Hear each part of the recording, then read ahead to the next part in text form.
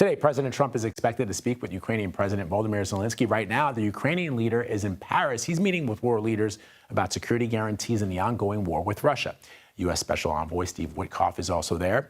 CBS News correspondent Natalie Brand has more on this, and she joins me now from the White House. So what are we expecting from this meeting, Natalie? Hi, Vlad. Well, we've seen pictures of Special Envoy Witkoff alongside those European leaders and Zelenskyy as they talk about security guarantees and specifically long-term security plans for Ukraine as these leaders try to put pressure on Russia to end the war.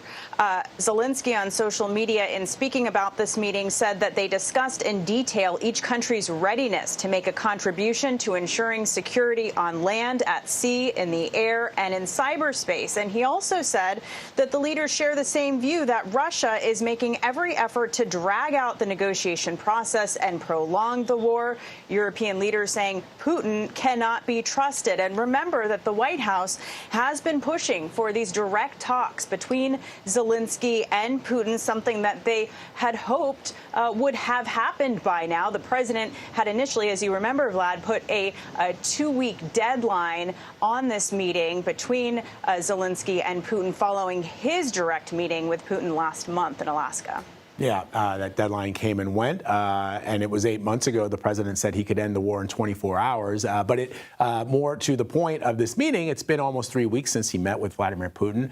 Still no Zelenskyy meeting. I mean, so ultimately, does the president have a plan to end this conflict? Does he have a plan to bring these two leaders to the table, or is he getting played by Putin? Because we talked about this before, Natalie. Vladimir Putin doesn't see Volodymyr Zelenskyy as a legitimate leader.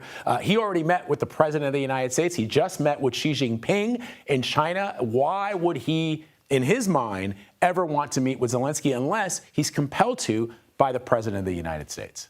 Yeah, and again, we're hearing from European leaders that he's not to be trusted. But President Trump gave a little new insight to CBS News' Robert Costa in a conversation that Costa had with the president. He said that he still remains committed to pursuing a peace agreement, even though there's this uncertainty over whether this direct meeting will happen. And he told Costa that they're not ready yet, speaking about Zelenskyy and Putin, but he thinks something will happen.